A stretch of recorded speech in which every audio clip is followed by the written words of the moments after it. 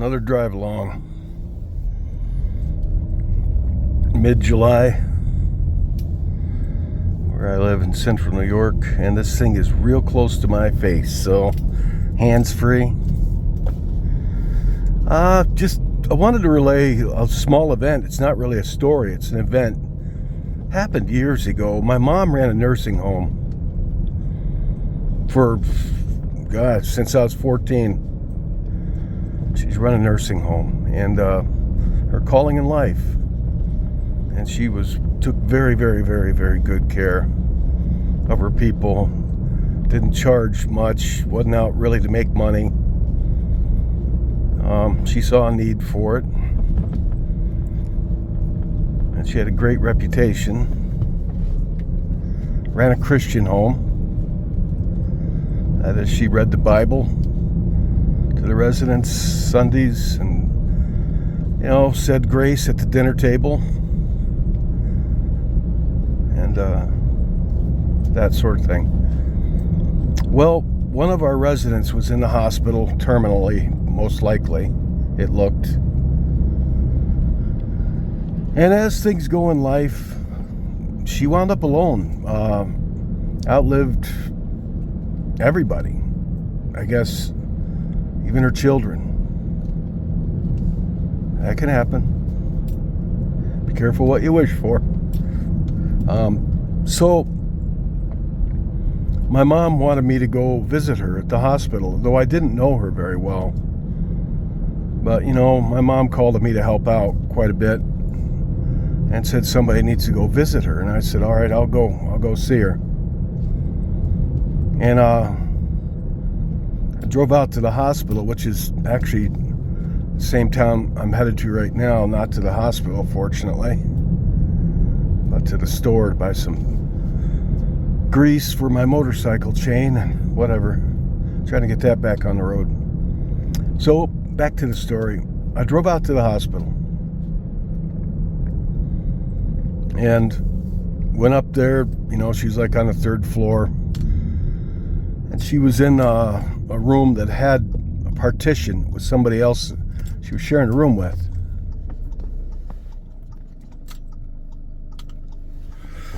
Yeah. I've never been down that road. What do you say we go down that road?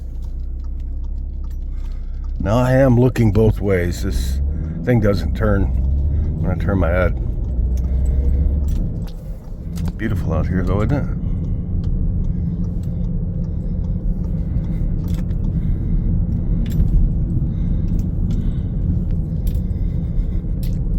So I was sitting with this woman by her bedside, and she was not awake,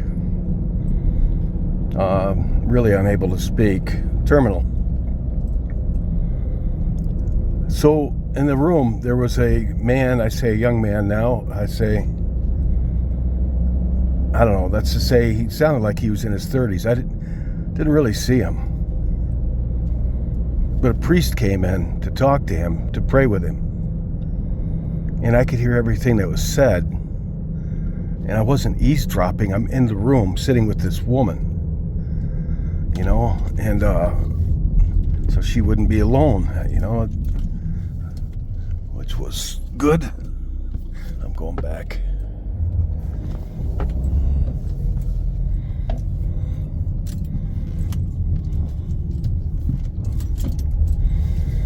And sorry, I'm driving. Concentrate on the road there for a moment. Well, the priest, talked to him and said he wanted to pray for him, and the priest was praying, and the young man, I say young man, he prayed along in ways, I don't recall what, but obviously I think he wanted to see a priest because he was glad to see this guy, and they seemed to know each other. And I gathered by the way the priest was talking to him, I just remember this. I don't remember words. If I don't remember words, I'm not going to make them up. But I know he prayed with the guy and he talked to him, and I gathered that this man's life was in danger, to say the least. And Hold on a second. Last thing I want to do is videotape me getting into an accident. Now, here's the thing that stood out to me.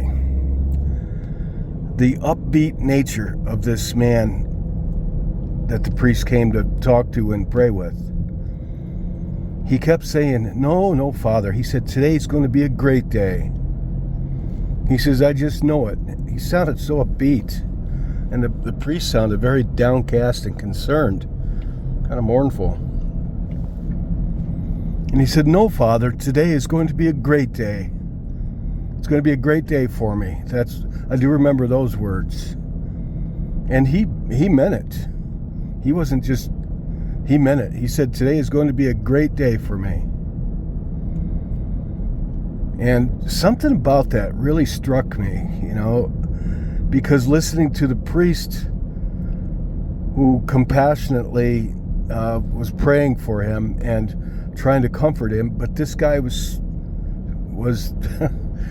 he just kept saying, no, today, thank you, Father. Today is going to be a great day for me. I just know it.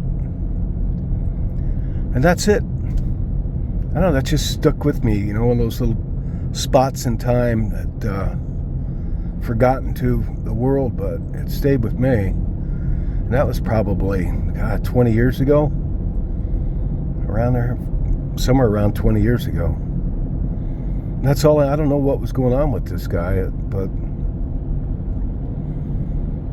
I remember that. And that's the story on this channel. I'm going to keep blabbing for a bit because there's a great view of the lake up here, up ahead. I want to get it in the video. It's a beautiful area here, but it's not tourist. There's zero tourism here. It's really a beautiful place. If you can withstand the winters and the New York State government, it's a great place right here in central New York.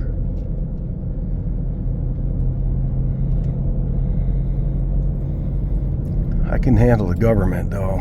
They've really done me wrong. Listen to my 9/11 story. You'll know what I mean.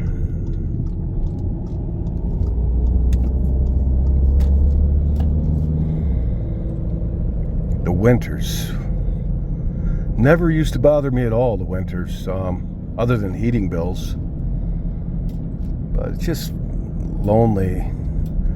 Maybe if I get it, I'm getting a dog soon, hopefully. It's a lot of work. I'm getting a puppy at my age. A little miniature dachshund. I don't know if it's a boy or girl yet, but I've thought it over and I realize it's going to be a lot of work. House training them, and they whine and cry when they're little. But I think it'll be worth it. There's not much going on in my life right now. Considering going back to France, despite the political environment there. I say, well, why should I let that stop me? Politics all over the world are going crazy. Basically, conservative versus liberal, of which I am of the latter. I'm conservative, but I keep trying to balance my conservative views with, God's children, God's earth. Don't get so wrapped up in it. It's His world. Let Him solve the big problems. I just pray and I vote and I try to set the example and leave myself available to do God's work and work and spread His word. That's the view, but of course houses are springing up like crazy. Not so bad yet. There's still pretty good views to be had here. That's Owasco Lake.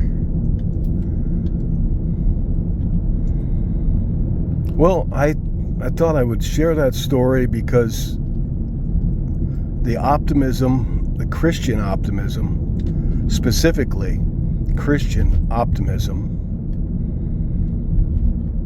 Christian positive thinking, that this, I say, young man demonstrated, left an impression on me to this very day, because he was Christian. I got that. He did pray, and I gathered that he requested the priest to see a priest. They sounded like they knew each other. But his optimism was genuine and strong. In the face of what sounded like from the priest, he was looking at something dire, life-threatening.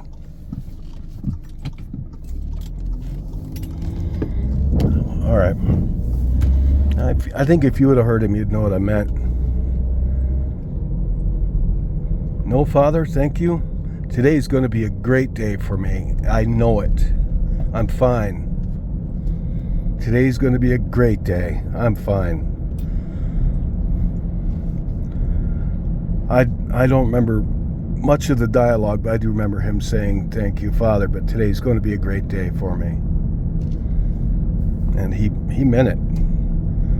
There wasn't, I gathered he was genuine with that. Okay, well, I got time. I'm going to be posting things on my long list of ideas of topics. This was one of them. It's been one of them for a while. Good day to you.